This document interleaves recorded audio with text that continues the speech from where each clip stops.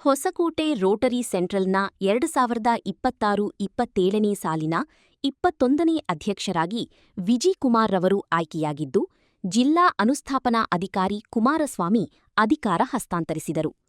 ಹೊಸಕೋಟೆ ನಗರದ ಖಾಸಗಿ ಸಭಾಂಗಣದಲ್ಲಿ ಹಮ್ಮಿಕೊಂಡಿದ್ದ ಮತಗ್ರಹಣ ಕಾರ್ಯಕ್ರಮದಲ್ಲಿ ಗಣ್ಯರು ಹಾಗೂ ಮುಖ್ಯ ಅತಿಥಿಗಳಿಂದ ಗಿಡಕ್ಕೆ ನೀರಾಕಿ ನಂತರ ದೀಪ ಬೆಳಗಿಸುವ ಮುಖಾಂತರ ಕಾರ್ಯಕ್ರಮಕ್ಕೆ ಚಾಲನೆ ನೀಡಲಾಯಿತು. ಇನ್ನು ಜಿಲ್ಲಾ ಅನುಸ್ಥಾಪನಾ ಅಧಿಕಾರಿ ಕುಮಾರಸ್ವಾಮಿರವರು ವಿಜಿಕುಮಾರ್ ರವರಿಗೆ ಅಧಿಕಾರ ಹಸ್ತಾಂತರಿಸಿ ಮಾತನಾಡಿದರು. ರೋಟರಿ ಹೊಸಕೋಟೆ ಸೆಂಟ್ರಲ್ನ 21ನೇ ಅಧ್ಯಕ್ಷರನ್ನಾಗಿ ವಿಜಯಕುಮಾರ್ ಅವರನ್ನ ಎಲ್ಲ ಸರ್ವಾನುಮತದಿಂದ ಆಯ್ಕೆ ಮಾಡಿದ್ದಾರೆ.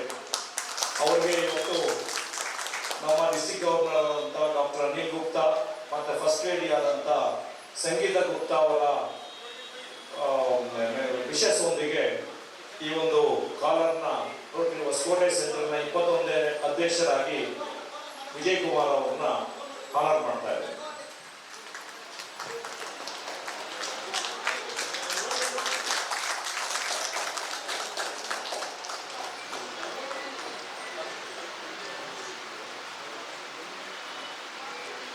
ಬಳಿಕ ರೋಟರಿ ಸೆಂಟ್ರಲ್ನ ನೂತನ ಸದಸ್ಯರನ್ನು ಆಯ್ಕೆ ಮಾಡಿದ್ದು, ರೋಟರಿ ಪಿನ್ ಹಾಕುವ ಮುಖಾಂತರ ಸದಸ್ಯರ ಆಯ್ಕೆ ನಡೆಯಿತು.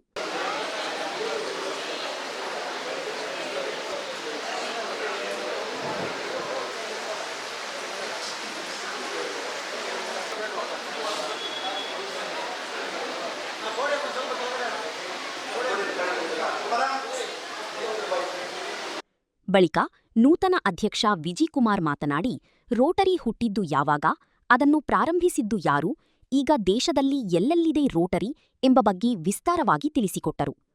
ಈ ಒಂದು ಏನು ನಮ್ಮ ರೋಟರಿ ಅಂತಿದೆ, ರೋಟರಿಯ ಸೇವೆನೇ ನಮ್ಮ ಒಂದು ಬದುಕು ಅಂತ. ಅಂದ್ರೆ ಇದು ಏನು ಒಂದು 1905ರಲ್ಲಿ ಆರಂಭ ಆಗಿ ಒಂದು ಚಿಕಾಗೋ ಅಮೆರಿಕಾದಲ್ಲಿ ಇದು ಆರಂಭ ಆಗಿ ಬರೀ 4 ಜನ ಸ್ಟಾರ್ಟ್ ಮಾಡ್ತಾರೆ. ಈ ಒಂದು ರೋಟರಿ ಅನ್ನೋದು ಬರೀ 4 ಜನ, ಮುಖ್ಯವಾಗಿ ಪಾಲ್ ಹ್ಯಾರಿಸ್ ಅಂತ ಇವರು ಚಿಕಾಗೋನಲ್ಲಿ ಒಂದು ಕ್ಲಬ್ ಸ್ಟಾರ್ಟ್ ಮಾಡಿ ಸೇವೆ ಮನೋಭಾವನೆ ಮಾಡುವಂಥದ್ದು, ಬೇರೆ ಇನ್ನೇನಿಲ್ಲ.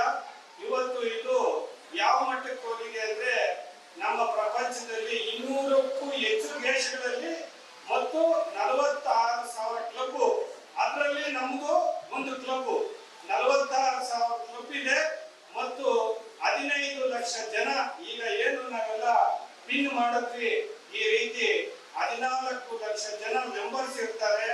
ಈ ರೀತಿ ಈ ಒಂದು ರೋಟರಿ ಬಗ್ಗೆ ಒಂದು ವಿಶ್ವಾದ್ಯಂತ ಬಹಳ ಸೇವೆ ಮನೋಭಾವನೆ ಇಟ್ಕೊಂಡು ಮಾಡ್ಕೊಂಡು ಬಂದಿರ್ತಾರೆ.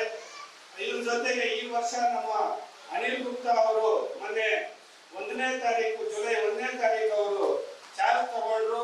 ಅವರ ಒಂದು ಸಮ್ಮುಖದಲ್ಲಿ ಬಹಳ ಎಲ್ಲ ಚೆನ್ನಾಗಿ ನಡ್ಕೊಂಡು ಹೋಗ್ತಾ ಇದೆ. ಮತ್ತೆ ಏನು ನಮ್ಮ ಹಿಂದೆ ನಮ್ಮ ಸುಬ್ರಹ್ಮಣ್ಯ ಅವರು ಬಹಳ ಚೆನ್ನಾಗಿ ಅಧ್ಯಕ್ಷರಾಗಿ ಮಾಡ್ಕೊಂಡು ಬಂದಿರ್ತಾರೆ. ಏನು 20ನೇ ವರ್ಷ ಇವತ್ತು ನಮ್ದು ಈ ರೋಟರಿ ಸಂಸ್ಥೆ ನಡೀತಾ ಇದೆ. ಪ್ರತಿ ಅಧ್ಯಕ್ಷರು 1 ವರ್ಷಕ್ಕಿಂತ ಇನ್ನೊಂದು ವರ್ಷ ಚೆನ್ನಾಗಿ ನಡೆಸ್ಕೊಂಡು ಬರ್ತಾ ಇದ್ದಾರೆ.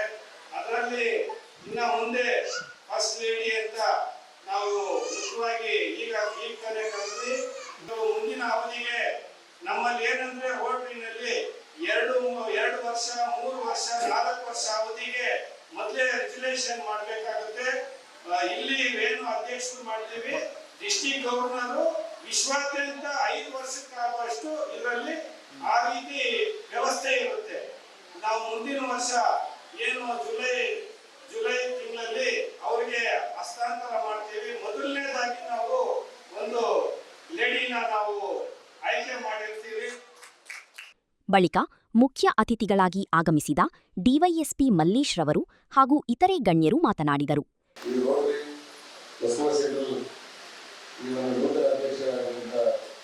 ವಿಜಯಕುಮಾರ್ ಅವರಿಗೆ ಶುಭಾಶಯಗಳನ್ನು ಕೊಡುತ್ತಾ ಈ ಒಂದು ಕಾರ್ಯಕ್ರಮಕ್ಕೆ ಆಗಮಿಸಿದಂಥ ಎಲ್ಲ ಗಣ್ಯರಿಗೆ, ವೇದಿಕೆಯಲ್ಲಿರ್ತಕ್ಕಂಥ ಎಲ್ಲ ಮಾತನೆಯ ಹೊಸಕೋಟೆಯ ಎಲ್ಲ ಮುಖಂಡರುಗಳಿಗೆ ಮಿತ್ರರಿಗೆ ಸ್ವಾಗತವನ್ನು ಕೊಡ್ತಾ, ನೀವು ನಮಗೆ ರೋಟರಿ ಹೊಸಕೋಟೆ ಸೆಂಟ್ರಲ್ ಕಾರ್ಯಕ್ರಮಕ್ಕೆ ನಾವು ಮುಖ್ಯ ಅತಿಥಿಯಾಗಿ ಬರಬೇಕು ಅಂತ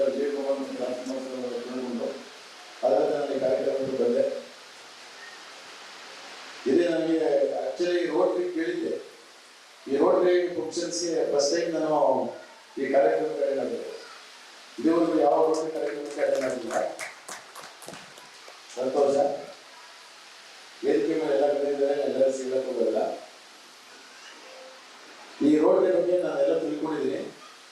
ಬಹಳಷ್ಟು ಸಾಮಾಜಿಕ, ಶೈಕ್ಷಣಿಕ ಮತ್ತೆ ಬಡವರ ಪರ ಅನೇಕ ಸೇವಾ ಗುಣಗಳನ್ನ ಹೊಂದಿರತಕ್ಕಂಥದ್ದು, ಅತ್ಯಂತ ಪಾರದರ್ಶಕವಾಗಿರ್ತಕ್ಕಂಥ ಸಂಸ್ಥೆ. ಈ ಸಂಸ್ಥೆಗೆ ವಿಶೇಷವಾದಂತಹ ಒಂದು ಇತಿಹಾಸ ಇದೆ.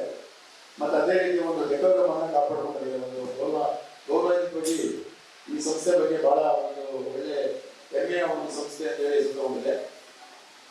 ಇಲ್ಲಿಗೆ ಸಾಕಷ್ಟು ವೇದಿಕೆ ಮೇಲೆ ಹೊಸಕೋಟೆಯಲ್ಲಿರ್ತಕ್ಕಂಥ ಎಲ್ಲರೂ ಒಳ್ಳೆ ಇಂಪಾರ್ಟೆಂಟ್ ಮುಖಂಡರುಗಳೇ. ಅದನ್ನು ಸೇವೆ ಮಾಡುವ, ಏನಾದರೂ ಒಂದು ಸೇವೆ ಮಾಡಬೇಕು. ನಾನು ಸೇವೆ ಮಾಡಿ ಜನಗಳಿಗೆ ಒಂದು ಗುರುತಿಸಿಕೊಂಡು ಒಂದು ಒಳ್ಳೆ ಕಾರ್ಯ ಮಾಡಬೇಕು ಅಂತಕ್ಕಂಥವ್ರು ಈ ಸಂಸ್ಥೆಗೆ ಸೇರ್ಕೋಬೇಕು. ಇದು ರಾಜಕೀಯ ರಹಿತವಾದಂಥ ಒಂದು ಸಂಸ್ಥೆ. ಇದೊಂದು ನಮಗೆ ಖುಷಿ ಆಗ್ತದೆ. ನಂತರ ಕಾರ್ಯಕ್ರಮದಲ್ಲಿ ಹಾಜರಿದ್ದ ಗಣ್ಯರಿಗೆ ವಿಜಿಕುಮಾರ್ ರವರು ಸನ್ಮಾನಿಸಿ ಅಭಿನಂದನೆಗಳನ್ನು ಸಲ್ಲಿಸಿದ ಬಳಿಕ ನೂತನ ಅಧ್ಯಕ್ಷ ವಿಜಿಕುಮಾರ್ ರವರಿಗೆ ಅವರ ಅಪಾರ ಬೆಂಬಲಿಗರು, ಸ್ನೇಹಿತರು, ಕುಟುಂಬದಲ್ಲಿ ಹೂಗುಚ್ಛಗಳನ್ನು ನೀಡಿ ಅಭಿನಂದಿಸಿದರು. ಕೇಳ್ಕೊಳ್ತೇವೆ. ನಮ್ಮ ಅಧ್ಯಕ್ಷ ಮಾತಾಡ್ತಾರೆ, ಮಾಜಿ ಅಧ್ಯಕ್ಷ ನಮ್ಮ ಬರಬೇಕು. ಒಂದು ಇರೋ ಒಂದು ರಾತ್ರಿ ಆಗಲು ಈ ರೋಟರಿ ಬಗ್ಗೆ ಸಹಾಯಕ ರಾಜ್ಯಪಾಲ ಶಿವಕುಮಾರ್, ಕಾಮಧೇನು ಅಧ್ಯಕ್ಷರಾದ ಎಂಎಂ ಲಕ್ಷ್ಮೀನಾರಾಯಣ, ರೋಟರಿ ಸೆಂಟ್ರಲ್ ಜಿಲ್ಲಾ ಕಾರ್ಯದರ್ಶಿ ಡಾ ರಾಜ್ಕುಮಾರ್, ನಿಕಟಪೂರ್ವ ಅಧ್ಯಕ್ಷ ಕೆವಿ ಸುಬ್ರಮಣಿ, ಮಾಜಿ ಅಧ್ಯಕ್ಷ ಲಕ್ಷ್ಮಣಗೌಡ, ಡಿವೈಎಸ್ಪಿ ಮಲ್ಲೇಶ್ ಸೇರಿದಂತೆ ಇತರರು ಹಾಜರಿದ್ದರು.